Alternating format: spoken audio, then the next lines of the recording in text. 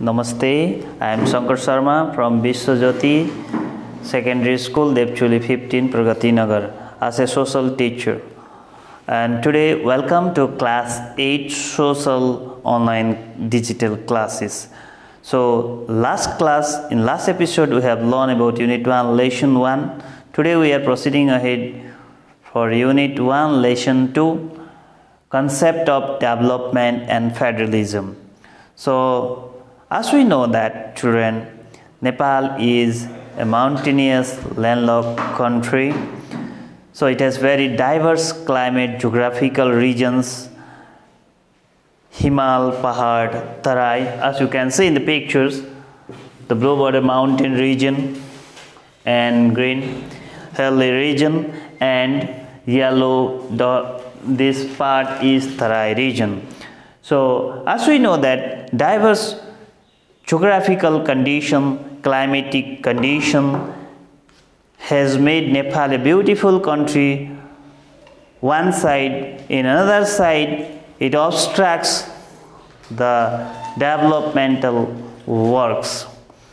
As we know that the migration flow from hilly region, from mountain region to Tarai region is very rapidly growing every year for the better facilities and the condition of industrialization.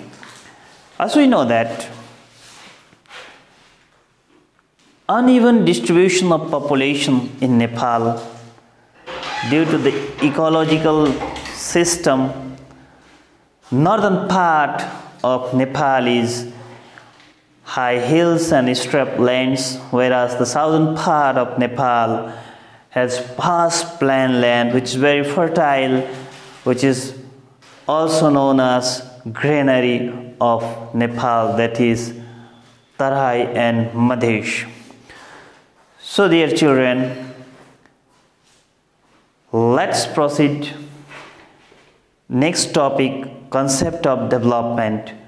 As we know that development means positive change or progress. Development indicates the economic and social progress of the people. Development brings progress in existing condition of the country. Development covers various areas. As we see that rural area, urban area, human resources, natural resources, economic development, climate change, administrative improvement, etc. for the development. Every people are working together for the progress and development of their society, of the country. Next we see why people need development, or what are the needs of development. In the context we see here, to make human life easy, people need development to make their life easy, comfortable, joyful, fulfilling the needs easily. Therefore they need development to increase self-dependency and competence, not to depend on others. People need development so that they can depend on themselves, on their resources, on their own country. So development is needed to ensure economic and social transformation from one part to the next. Development is required for the social transformation. So development is required by all. To lead a traditional thoughts towards contempt of competition. So people from the traditional thoughts, they change to compete to the modern one, exchange their society, progress their society.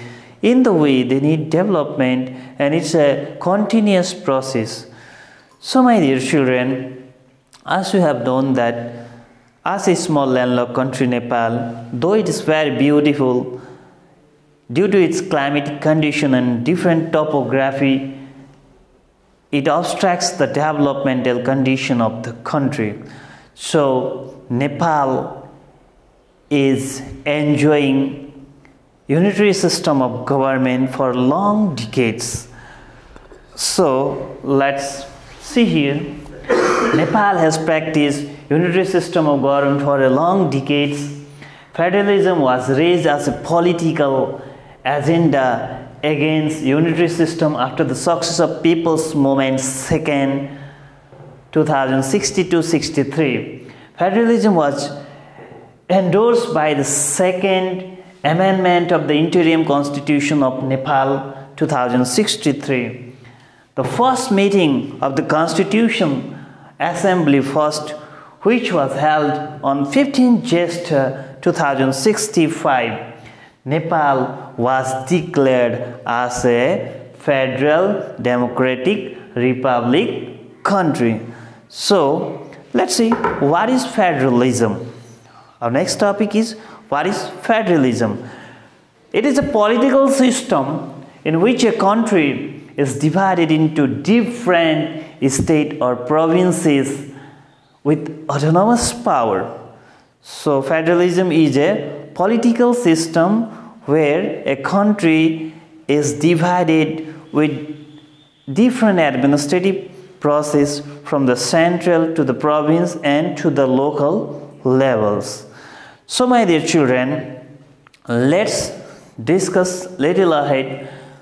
So why Nepal need federal system of government? As we know that the growing trend of competition and development and freedom of expression makes people to get their rights protected. So everyone need progress, as we have known. Therefore Nepal, after long struggle, they got the constitution. According to that, federalism system was included. Let's see federal powers. So in the federal system of government, some powers are there. Protecting of national unity and territory integrity. In the federal system, it is national integrity, unity, territorial things are protected. Relating to national security, federalism is required to protect the national security. Central planning, bank, financial policies, foreign grants, aids and loans are all looked from the federal system of government. Next we see, it relates with foreign and diplomatic affairs, international relations and its maintenance, and United Nations relations matters federalism relates. Federalism power is next one. National transportations, policies, management of railway and national highways all is looked after by federal system. Next we see, after the federal system, the provincial levels powers and functions. State civil service and other government services are linked towards provincial system. Like this, provincial system looks after the state level electricity, irrigation, water supply, navigation services, etc. is looked after by province level. Next we see states universities, higher education, library, museum, everything is led by province level. Next we see matters relating to the state assembly, state council of ministers and interstate trade, health services, etc. is also related by province system. And next one, province system look after the management of land and related tax also. So next one we go powers of local levels. So after the federal system, we came to know special powers are granted, then some powers are granted to provincial level, and now in the federal system of government, local level powers are also highlighted over here. Let's look after this. Municipal policies or leadership policies are looked after by local levels. Like this, cooperatives, whatever the cooperatives are there in the local levels, all are related with local levels. FM operations, FM radio stations, which are related with the local levels. Like this, local developmental projects and programs are also launched from local levels. Like this, we see basic and secondary education. Basic level education up to secondary level education is looked after by local levels. Like this, basic health sanitations, so health related or sanitation related, all it's looked after the local system of government. Next we see distribution of land, building owners or SIP certifications. So whatever the community groups are there, areas are there, all are certified by the local levels. Like this, we see drinking water, a small scale industry, electricity board, alternative energy sources, all are looked by local levels. Like this, preservation and development of language, cultures, traditions and arts which are existing in the community are all handled by local levels. Like this, local government also looks after collection of the taxes in the local levels. Without delaying, next point we go. Every work has some merits and demerits. Like this, federal system of government has also some merits, advantages and some disadvantages. Let's look after what are the advantages in the federal system of government. Some merits are highlighted over here. Point number 1, advantages: maintains close relation between the state and its people. Federal system of government maintains very close relation between the states and its people. Next one, optimum use of means and resources. By the federal system of government, people can use country's resources make properly and about what the needs. Conflict may settle at local levels. According to the federal system, conflicts can be settled at the local levels. Like this, wide public participation in government systems. Maximum people cooperate the government in the federal system. Like this, wide public participation, preservation of local art, culture and heritages. In the federal system of government, heritages, cultural sites are preserved. Like this, decentralization of power. As we have already discussed, government powers are divided into 3 forms: central, province and local levels. Like this, all works and developmental works proceed ahead. Like this, maintain balanced population distribution. So migration also will be limited, and because all the areas are developed according to its needs. Like this, less dependency on central government.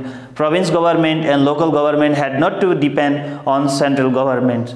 So by saying this, my dear children, today class, one homework is there for you. So first question for you, write about what is federal system and its importance. The question is that write about federal system and its importance. Thank you class. We'll meet you in the next episode. Namaste.